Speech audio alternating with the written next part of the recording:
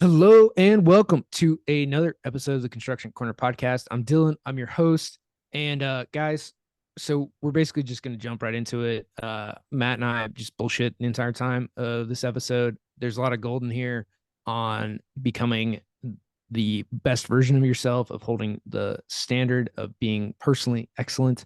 And then two phrases that completely changed the way that I view conversations, which is all the way at the end. So you got to listen all the way through the episode. And with that, Matt and Dylan, take it away. Like when it comes to living your like best standard, like I think people forget so much of the time that it takes to get there, right? Of you start the process, right? The guy that's overweight who's trying to get there, and then of anything else, right? Like of shooting, hunting, living off the land, farming, right? That takes so many reps to do. And then in business, the thing that I think people forget is like this is a lifetime game and they want to get there so fast. Like, and I'm not like out of that group of people, right? Like you want to get there so fast, but you have to do it in a way that'll keep you in the game. So like everybody wants to do it on leverage or how do I get there faster or all these other things, not with the resources that you have. You know, they want to borrow money, they want to get in debt, they want to, bring on partners, they want somebody else to come in and save the day.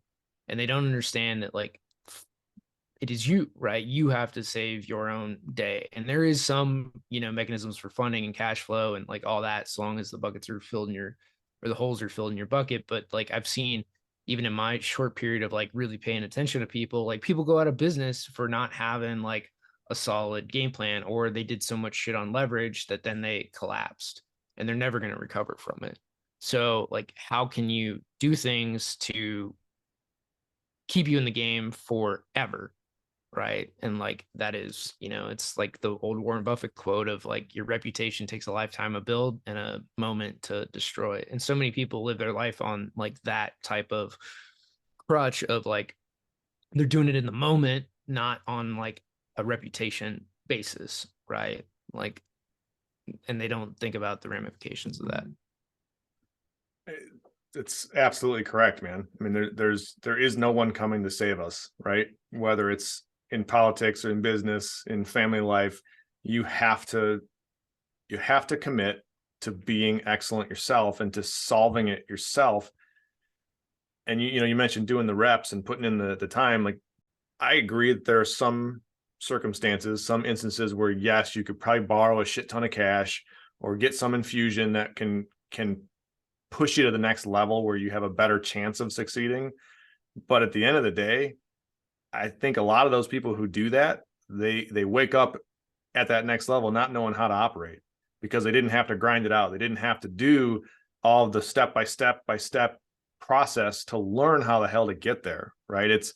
I just started reading the E-Myth Revisited, and I know it's a age old entrepreneurial book and I've never read it until now, but it's the story of the technician, the manager, and the entrepreneur. And if you don't yourself or your tight knit group work through those mindsets or those personalities and just kind of bypass that by a bunch of money falling in your lap, I don't know how you really have set yourself up to succeed. And I think you're setting yourself up even more so for utter failure down the road because you haven't taken those lumps, you haven't been punched in the face, you haven't learned to live it. You just kind of advance past that whole stage with an infusion of money. And I don't know. That's how I look at it.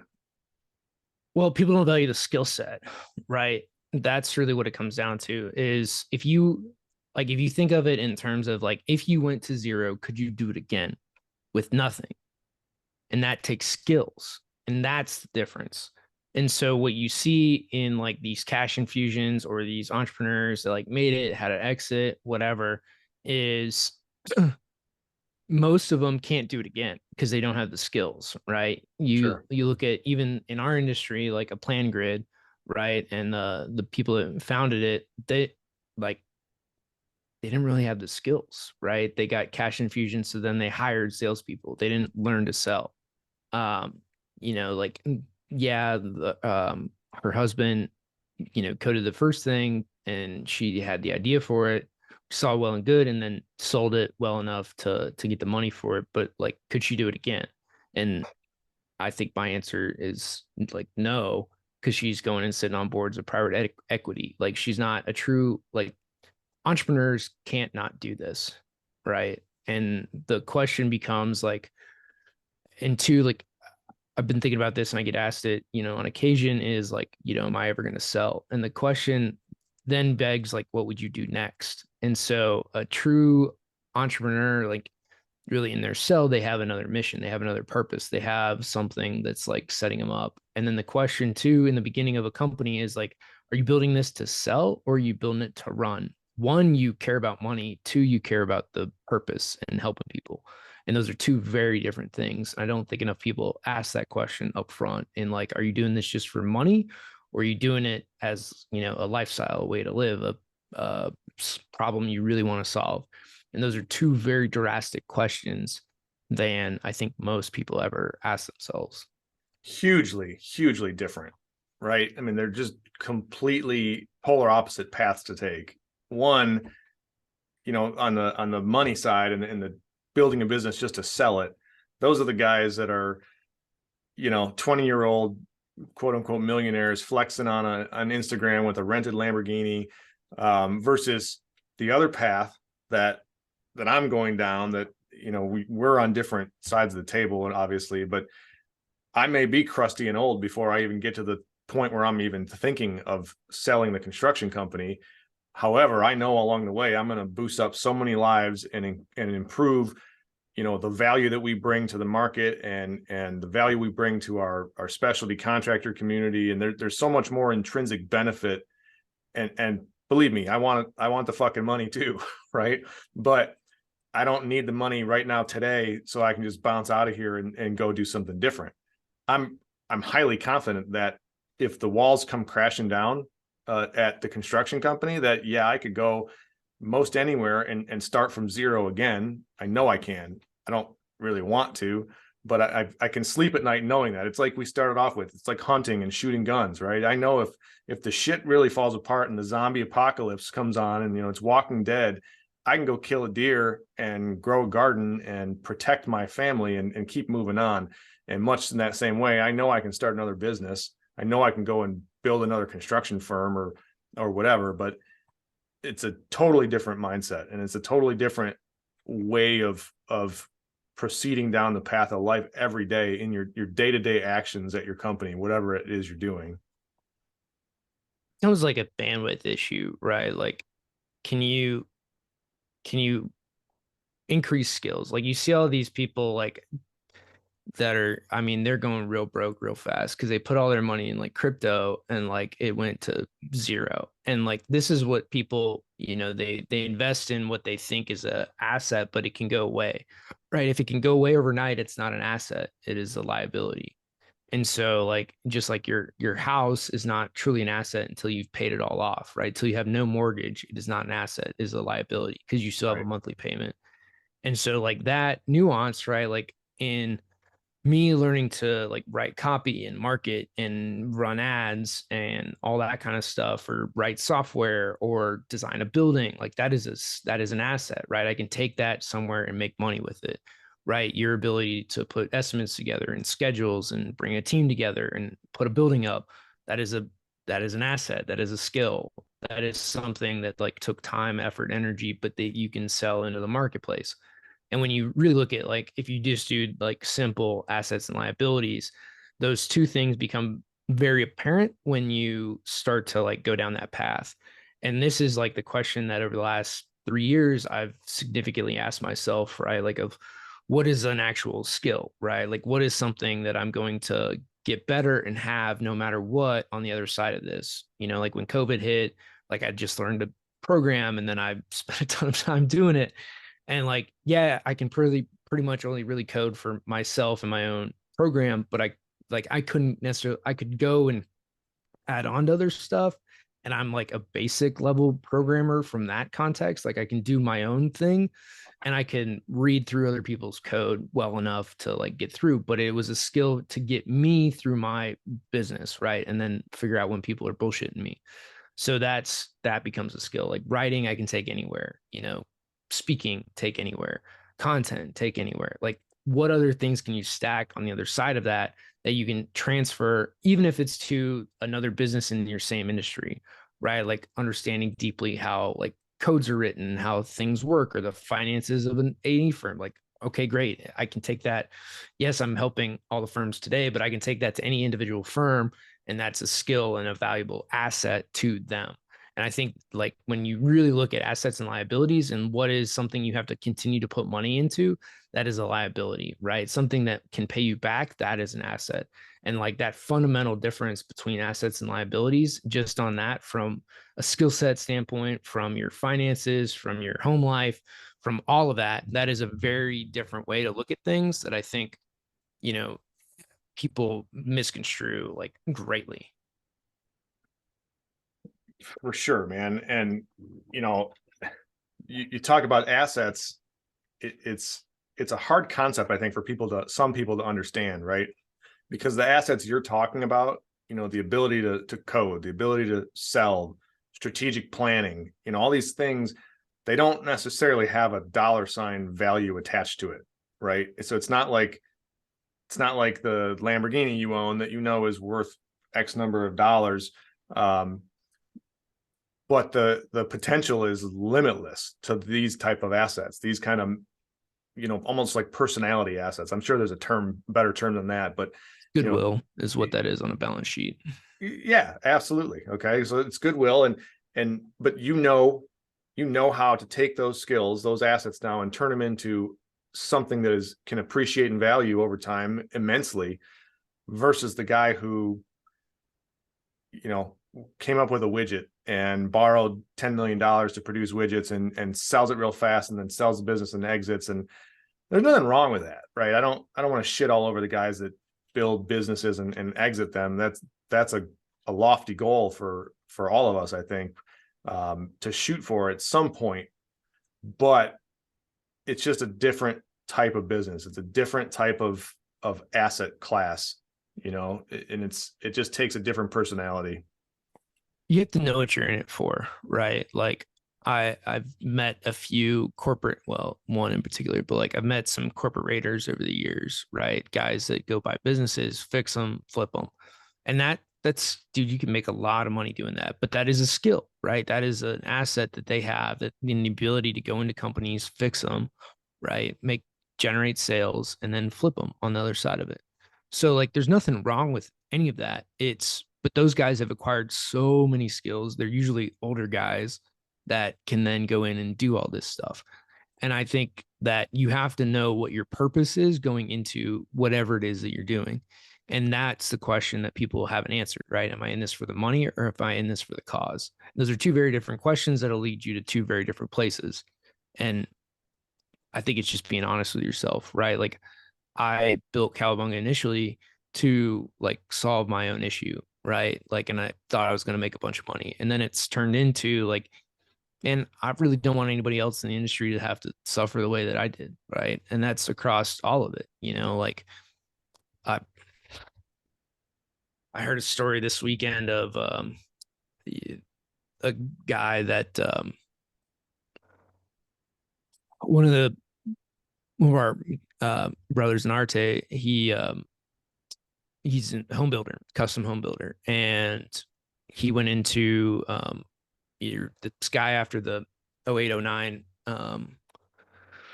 recession, was building homes, had a ton of money tied up in stuff, owed a ton of taxes, and then in I don't know the year, but how the story went is, one day he went into his office, his friend in the area, and his assistant came out just screaming. Um, Dude committed suicide in his office Mm. because of how much money he owed and didn't know a way out and anything like that. And so like my purpose has changed from just my own selfish reasons of like I'm going to make money and this thing's going to be great and we're going to help a lot of people. It's still that, but also that, like like we talk about in here, is like suicide rates in construction are high. Whether it's money, whether it's a back problem, whether it's just the stress of the job, whether it's I don't see a way out, I don't see a way forward, right? That's most of the hopelessness is, I don't see how things can get better, or the economy went to shit, or right? It's always the economy. It's never anything else. It's always like the economy went to shit. My money sucks, right? Like, and then I'm never home. Then I'm a bastard to my wife, and like all the other things that come along with that. And I think that like my voice, my purpose, just like yours, is gonna like evolve and change. Where it's always to help somebody and always to improve it. And I thought I was gonna get necessarily like rich quicker than I have, but it's not like the rich, the money is not the end all, right? It's how many people can we help in the process. And then I thought I was unique in my story, right? And like getting shingles and all this stuff. And it's like, well, the shingles part's unique, but like, we've had guys on here that have like tumors and cancer at 30, like that got high blood pressure and like other medical problems. And to reach those guys and like let them know that they're not alone, right? That there is a way out, that there is a way forward, that people are, rooting for them, that people will help them along the way. That's become a much bigger thing, and like selling isn't even on my radar, but it's always the first question people ask because they see that for like technology companies. They never ask like a construction guy, like, oh, you're going to sell your firm? It's like, it's just a weird thing, right? Yeah, I mean, you get the highly publicized ones like PlanGrid, right? They sold to Autodesk, was it? Bottom Yeah, for like well, just shy of a billion, but big chunk 950. of coin. Yeah, and no, I don't often get asked by people if and when I'm going to sell the company. It's a totally different avenue to look at it. Um, that'd be an interesting question to have to field. I did get asked the other day, not to change the topic too much, but we were talking with some insurance and bonding guys, and my I guess my ex business partner, whose namesake is still on the company, had kind of walked through the room. And the first question that these assholes asked me with my door open was, "Hey, when are you going to change the name of the company?" And I'm like, yeah, "That's a dick question, man. First of all, he's right there. Second of all, it doesn't matter to me." Like I explained it to him, like I don't plan to. I've spent the last 5 years rebranding the brand that it is, but I don't want to sidetrack too much. Anyways, it was more of an uncomfortable conversation because the dude's literally right there, and they're like, "Well, when are you gonna strip his name off it and redo it?" Like, man, you guys are assholes. Well, it's ego, right? Because they would do the same thing. They would rip his name off. And so, but that's an ego question, right? Like that's coming from a place of um that's what they would do, but knowing what that's a dumb move, right? Oh, there's so much value in the brand, right? In the name, in the recognition. And for the record, in case they're listening, my insurance guys aren't assholes, but the bonding guy that was there was quite a prick. Well, But dude, it's like, Kanye changed his name to Yee, right? Or whatever the hell it is. He's still Kanye, right? Like it's fucking Kanye. So like your brand, your name has value, right? If Warren Buffett changed his name to, Billy Bob, it wouldn't have the same, resonance, right? He's Warren Buffett. You could just say Buffett, right? And you one of two things, you're either a parrot head or it's Warren, right? Or Uncle Warren or whatever, right? You could say Uncle Warren and people know who you're talking about. So like that type of brand recognition, you cannot like undo. That is what goodwill is on a balance sheet, right? Like that is something that is not replaceable. for sure, and especially with a company like mine, where we're very geographically limited, right? We're localized. We operate within a very fixed radius of our little area of influence, and frankly, to change the name would be a really short-sighted maneuver in my mind. Now, Well, we're no Warren Buffett, we're no Turner Construction or AUK or any of that shit. However, there is definite brand and name recognition that we've earned and we've grown. I mean the thing is the same, right? Magnitude is different, but the concept is exactly the same, right? So Warren Buffett and the billions of dollars that he's worth, right? You're talking about $1 million decisions, right? Or $100,000 decisions, or whatever it is in your business. It could be a $10,000 decision that feels like 10 million or a Right. billion, right? Like the numbers are relative to where you are in the scale of things. So, like, for some of you out there, like a $5,000 decision in joining like a mastermind or a group or personal development or going to a conference might be more money than it might be all the money you have. That's a very different decision than like Warren, but it's like equal to Warren Buffett buying a company. Like the degree is the same relative to your worth. And I think this is like the other thing that like even I struggle with is like when people talk about, doing the work regardless of, the outcome is like, how do you think about that? Right. How do you think about like what work do you need to actually put in to on the other side of it, what result would you want to realize? So like, for example, us doing the podcast, like that's putting in the work, right? Doing the work that, like you said last week, doesn't scale, right? It is inefficient use of time. But in like the result is the magnitude and the ripple effect that we have from our voices, just like you have with your voice, in your community. I'm talking to you, the listener, right? Like you have your circle of influence, even if it's just your wife, your kids, the guys you work with. That is your circle of influence. And the bigger that you make that, the more ripples that you have. But, one ripple is enough. Well, and that's how you affect real change in an industry, in a country, in the world, is the one pebble at a time, right, thrown into the lake. And if enough people would start doing that and start recognizing their voice and really, using their God-given talents and gifts for the better of the whole, the better of society. I mean, think of think how much better a place we'd be in.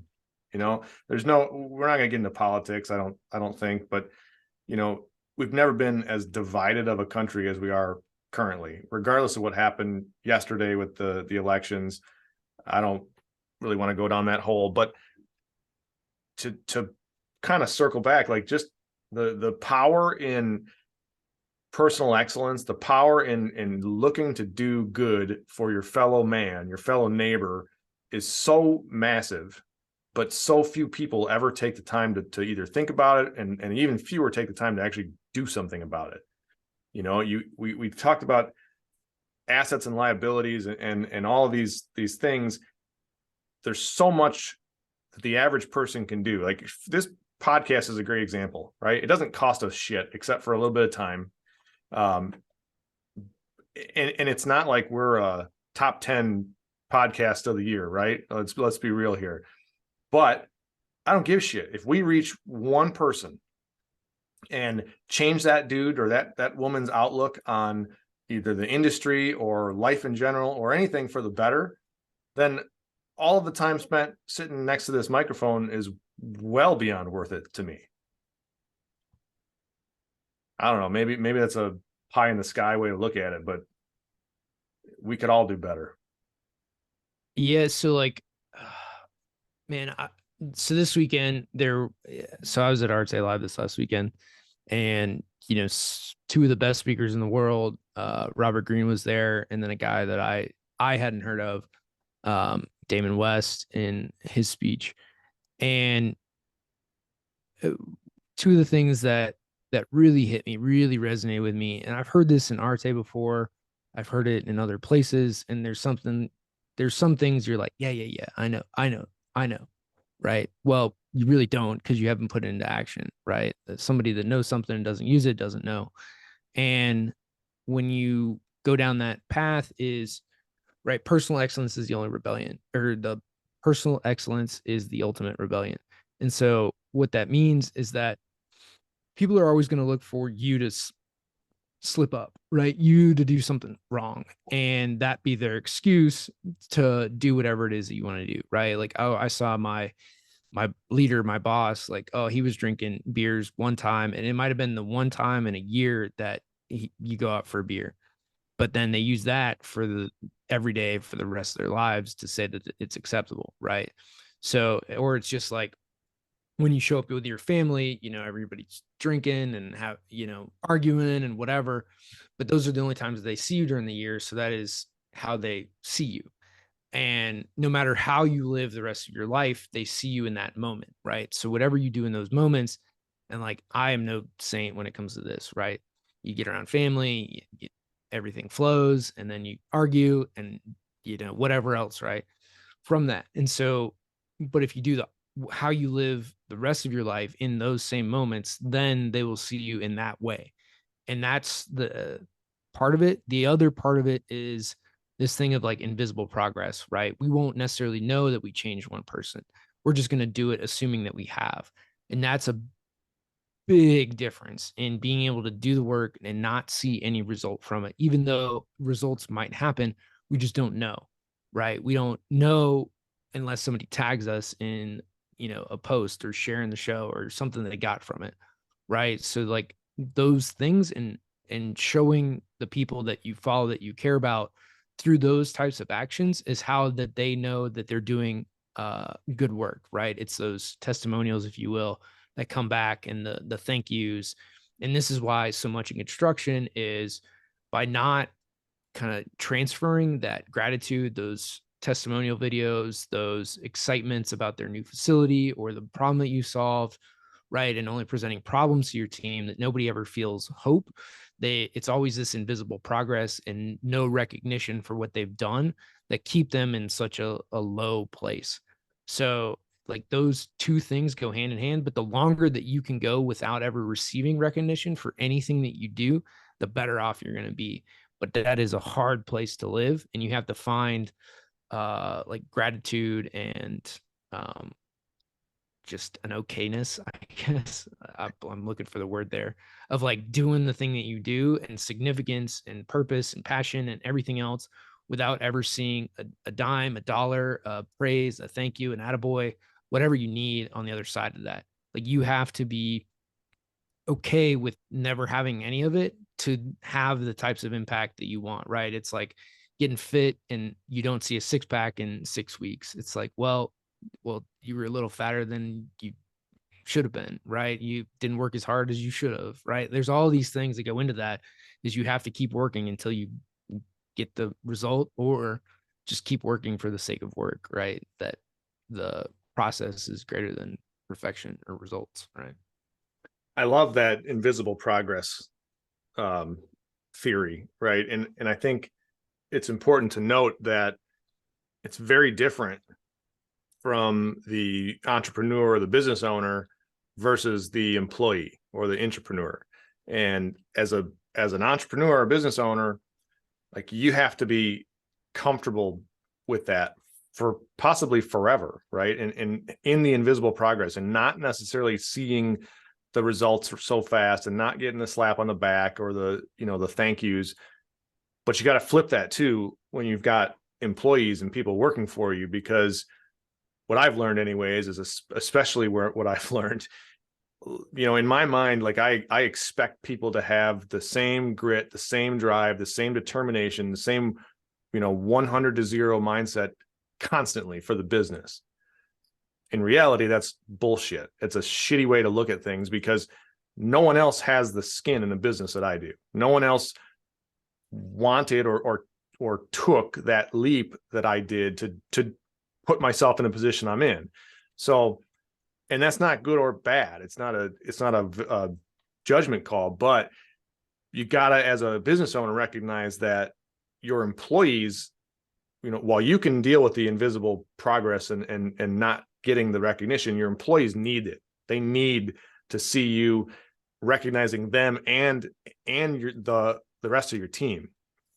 They need to have that. This doesn't have to be constant. It doesn't have to be foo-foo or making it soft and gushy, but once in a while, like you got to recognize your people. And as a pre-con guy at my core, I know this very, very well, right? Like the job of an estimator or pre-con manager, whatever you're going to call them, is one of the most thankless jobs that there is out there, right? Because you're in a role where if you get it right and you do your job correctly, You put out a proposal or an estimate that is good and true and is where it's supposed to be. Your company gets a project, and then it moves on to construction. Very, very rarely does anyone stop and have a party after you get a contract. Maybe a drink, maybe a toast, but it doesn't really happen that way often, because the pace of our lives is so friggin' hectic that it's sign the contract, go, let's build the damn thing. Next, now we got the other one coming in. The flip side of that, as an estimator, if you really shit the bed and do something wrong, the results can be catastrophic. And then you're on the other end of that recognition stick that no one wants to be on. So I'm saying this out loud, but I've lived it. I need to be better at the management side of this story. But it's, people need recognition. They need that pat on the back. They need the whatever, the shot of bourbon in the office at, on a late night, or a gift card when they did something cool or whatever. There's a million ways to handle it and to do it. But you gotta separate those two very definite distinctions in employee versus employer, I guess, at the root of it. Well, and the other thing in construction, I mean, you're spot on in that is, but the other thing ends up being is there's an 18-month delay no matter what, right? There's a time that, like, being on the design side and then seeing the project through, right? That's 2 years in most cases, right? From what you design to what's built, maybe a year, depending on the project. But like, to see that it worked or didn't, or looks like shit or looks great, like there's a big time delay where most other industries have feedback on a much faster basis, right? Even you take health, like somebody can lose 100 pounds in 100 days, right? Like, because most of that's water weight. If you have that much weight to lose, like you can lose that in 100 days. You can lose that in 6 months for sure. And so for us, we have like these huge time factors. Either it's too tight on time and everybody's beating your ass to get it out the door, or it's like, you're late, or we don't see anything for 6 months and forget about it because we're on to the next project and getting our ass beat to get it out the door for the next thing.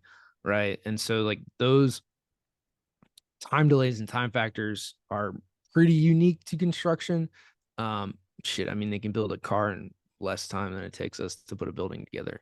Yeah. So That's exactly the example I was going to spit out, right? Like, if you build a shitty car, right away, or if you build a winner, right away, within a couple months. And yeah, you know yeah, you, they'll kill a few thousand people in a year, if it's wrong. right. It's just it's a different cycle, and most of the people that listen to us are in and around the construction world in some capacity. But there are some I know that aren't, and it's hard to explain to people, like, the time cost of what we do is so huge. And it goes back to the age old question of, when the plumber shows up at your house to fix your toilet, that your clogged toilet, and he quotes you $100 and you balk at the price. The guy's like, go to hell. You're not paying $100 for me just to plunge your toilet, or to swap out your fixture, whatever it is. You're paying $100 for the years and years of sweat equity that I've put into this, and learning, and all of the tools I've had to buy. And it's such a huge time cycle, regardless of what aspect of our industry you're in. Nothing happens rapidly except for the bad shit. Yeah, it goes to hell in a handbasket in a hurry. And, there's that side of it, right? It's just the same thing in building a reputation, right? Doing the right things for a long period of time. It sucks. There's so two ways to talk about that. Like, it's just a slog, man. And so, like, this is what I've learned more than anything, is that, like, doing the right thing over a long period of time takes so much time. And one of the best analogies I've heard around this is, like, think of building a bridge. And in building that bridge, you can't cross the bridge until the last brick is laid, right? You can't march across it until everything is in place. And so often with, in construction and building your business and putting all these systems in place, like so often we're waiting for that last brick to be laid before, the thing works, right?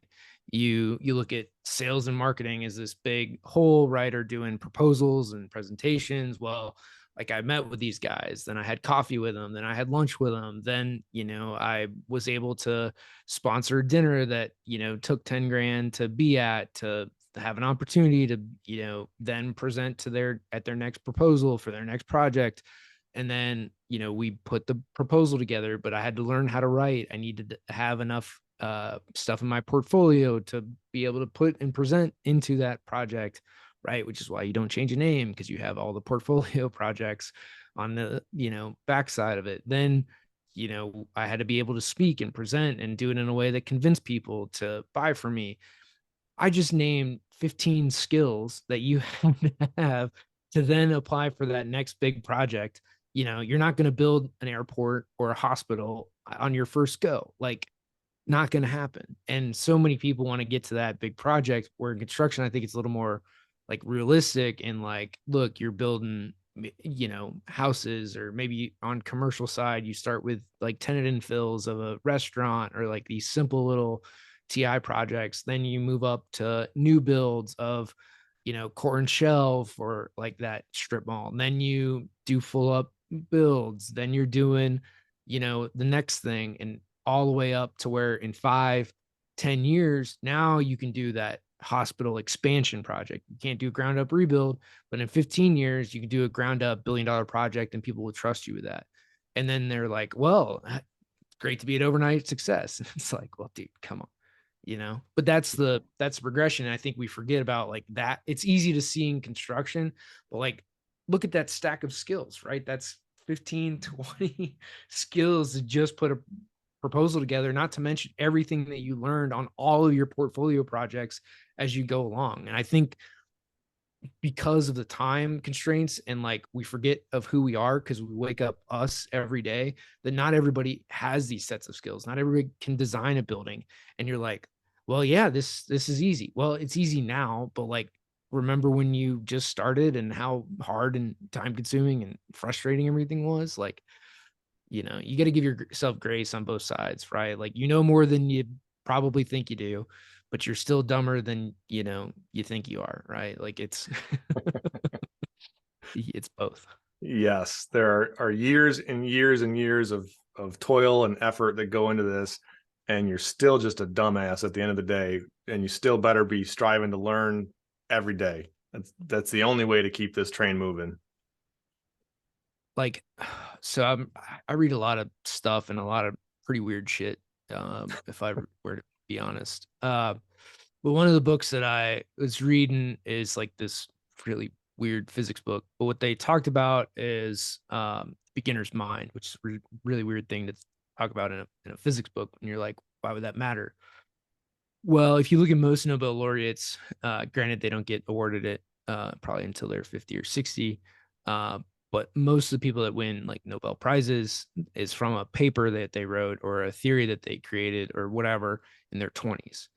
So, but they, it takes like 20 years for most of the stuff to pan out to then say, hey, you win a Nobel Prize. Very few things like happen under a decade and getting a Nobel.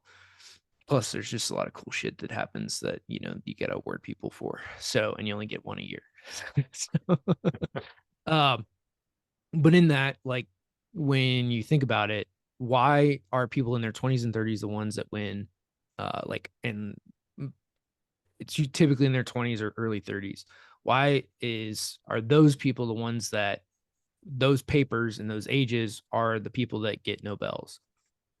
Well, they come to it with fresh eyes, right? They come to it with the beginner's mind. They don't know what they don't know. And because they look at things through such a lens, like Robert Greene talked about this in his presentation this weekend, is like the two things that kill leaders or emperors is age, right? And not age from a sense of getting old, but it's in age in the sense of you accumulate all this experience, and so you don't do certain things because you don't do them. right? Like the story goes of the woman that cuts off the end of her pork roast, puts it in the oven. It's like, well, why do you do that? I don't know. It's what my mom did. And then you go ask the mom, well, why do you do that? Well, my pan wasn't big enough to fit the roast in, so I cut the ends off. It's like, well, you got a bigger pan now. Like it's things like that that we stack all this experience of like why we build projects, how we build projects, how we estimate them, why we do it, and we have this long checklist of shit that we always do now because it bit us one time on one project with one thing from one guy that happened to be rough, and then we take that experience and we stack it into everything else. And there's so many things that we do that have had we go back and look at them through an objective lens of should I actually be doing this today, you would change how you do things. But very rarely do we look at it through a beginner's mind, which is why you should have people around you who are new to things, like new to the industry, which is why the young person in your firm is like, like I always got this because I was the young, ambitious guy, gunslinging, whatever, that got shot down a lot is like, well, you don't know what you're talking about. I'm like, well, but like, can we look at this? Like, tell me why I'm an idiot versus just like shutting me down. And I think that is a leadership trait that we can be open to and like walking through it because there's probably one piece of their logic that is sound that would change things for you that you just discard wholeheartedly because it's coming from a bad source. And for better or worse, that's what it is. That's a really powerful concept, man. That whole beginner's mind thing. Think of the innovation that's lost because we allow ourselves to be jaded by our past and our history and our previous exploits. Like you do that, humans need to do that to insulate and to protect themselves, right? You touch the stove once and you burn your hand, you don't do it again. You walk into the dark cave at night and you get attacked by the saber-toothed tiger, you don't do it again. But in business, I think we allow ourselves to take, the good, the bad, and the ugly, and the bad and the ugly get kind of wrapped up into one pot. And some of the bad's really not so bad, right? In the grand scheme of things, some of the bad you actually learn from, but we force ourselves to stack these things, against future movements, and it's preservation. And I get it, and I do it. I know I do it. You were talking about that, and I was thinking of like, holy shit, I do this every day, but the innovation we're losing or we're missing out on because of that could be immeasurable. Yeah, I mean, we all have it in something, right? There's something that we do that keeps us like, you can pry my coffee from my cold dead hands, right? Like, is that something that serves me? Probably not, but fuck it. I own that, right? Like I know what I'm doing, but that's looking at it from a like I made a decision and I'm committing to it. And so like, and the same thing goes with like, it could be alcohol, food, right? Does this actually serve me? And then your business, it becomes like fitness is usually the black and white thing that everybody gives the example on. But in your business, like, is the way that you're treating like the intake of clients the way that you should be, right? Is the structure of your contracts the thing that it should be? And a lot of this is boring ass work that really sucks that nobody wants to deal with, but you spend 2 hours to actually go through it and to figure it out. Like, is this the way that we should be designing things? Is this the pathway that we should use in projects to do design reviews and critiques? Is this how we should run our construction and progress meetings? Like nobody ever asked that question. It's just this is how these things have been done forever. And will you find something in it? Maybe, but nobody asked the question. And then when a young guy is like, well, why do we do this? And it's like, well, dude, this is how we've always done it and nothing's gone wrong yet. No one will tell you that answer, but that's what they're thinking is like, shut up. You're 20, you don't know shit. Like, sit down, shut up. So, but like this whole concept is like, and to not be afraid to ask the stupid questions, right? Like, so I'll give a weird example. So like I'm new to the whole shooting and pistol world. And so like this is something I talk about. Like I brought up with a ton of people. And in Arte, there's a lot of guys that know a lot about guns. And so, and then have carried for a long time. And I'm like, dude, well, like I'm new to this. Like I have no idea what I'm doing. This shit feels weird. Like I asked you about stuff and like I asked another guy, like Zach, who's been on the show, like, hey man, like, how do you care? Like, how do you do this? How do you carry? Like, what's something that he's like, well, so when you move, this is how you should like end up moving, right? You don't want to squat over because then you're gonna print and all this other stuff. And for any of you that don't carry guns or don't have it concealed or don't do any of that, you're not going to get any of this. But coming at it from a beginner's mind, like this is shit I have no clue about, but I'm not afraid. Like I'm still kind of leery to ask some questions because it's like taboo in some areas to talk about guns. But at the same time, like once I get into the conversation and somebody's like open to having it, then I'm willing to ask those questions that make me look like an idiot. But I'm also like, dude, I don't know shit. Please help me. Right. And that's the mindset that we have to have in a lot of things. Like I'm just having it in this and I'm learning a ton and it's all new and exciting and everything else. But like how many things that have you gone through to where like, oh, this is just what I do because this is how we do it. And you know, this is who I learned from and everything else, where you're not willing to come back and like reassess the situation. There's a lot of benefit that can come from disrupting things and just having the open mind to do things differently. And whether that takes the less experienced guy asking, you know, what asking questions or asking rudimentary questions and that get you talking and get you, you know, having a conversation and thinking or various other things, it's all positive. It's all ways to disrupt and change and eventually lead to innovation. And our industry especially is piss poor at innovating and changing. And we've talked about that numerous times. It's a curmudgeon-y old, you know, that's the blue collar badass, right? Is the crusty old guy who doesn't give a shit about what the new guy has to say. But we're trying to flex that a little bit and change it. And, you know, the example you just brought up with the gun thing, it applies across the board to many different topics and areas of what we do, right? And you just got to have the open mind at the experience level guy, but you got to also, as the less experienced guy, you got to have the stones to put yourself out there and ask what may be a dumb question, right? And you don't know, but it could lead to now you're learning things you need to learn. You're combining thoughts with other people and you're coming up with different ways to do things. And it's all for the benefit in my mind. It comes down to just asking why. Like, why do we do this? And not being an asshole when you ask it. Like, I think so many people, especially in construction, can be real dicks when they start to go down this path. 100%. So, like, we've all done it. You know, I'm probably as guilty as the next guy on that one. But like, why are we doing this? Why is this the pathway that we have taken? Right? Can you and really the way to phrase that instead of why do we do this is can you help me understand why this is the path, why this is the way that we do it? I don't quite get it. Because then it puts a lot of the brunt on you and you're not forcefully directing to somebody else. Like, can you help me understand? Which also puts you in like a beta position basically where you're making them the alpha in the scenario that you are, you know, master Padawan kind of thing where they know more than you, so it's helping you to understand why they're doing it, but in the process you're basically asking why without coming off as an asshole.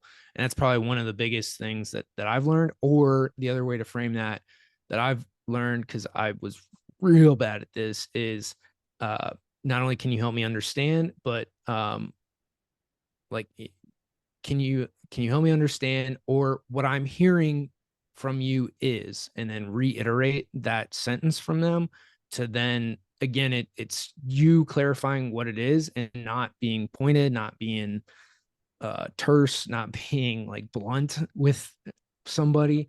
It's what I'm hearing is, and then reiterate what you hear from them. And it puts it such in a position of like, it's non-confrontational. Like it's an easy way to go about things. And those two sentences have changed so many outcomes from me that could have like gone very differently once I learned that, right? Like I never got anywhere. And then I swapped that to, can you help me understand? And what I'm hearing is, That's gold right there. There's the value in this episode. In the last two sentences, you just threw it out there. That's huge. yeah. And I think this is probably going to be a format for us moving forward. It's just Matt and Dylan bullshit. Just riffing on things. I like it. And we'll leave it in here. Um, with that, guys, like, let us know what you think of the show. Let us know if there's some parts that you really enjoy, appreciate. I like doing this episode. This was fun for me to just riff on random stuff, pull a lot of things that I've learned kind of together, and talk about indirectly some of the things that are going on in the world. So if you like this, go ahead and share it, tag us, please, or email us. Be more than happy to have some further conversations around everything, and just let us know how we're doing. Absolutely. That's all we're asking for. It's a very, very modest fee, right? Just help us share the show and keep the communication up, and we'll keep doing this. And that's this episode of the Construction Corner podcast. Until next time.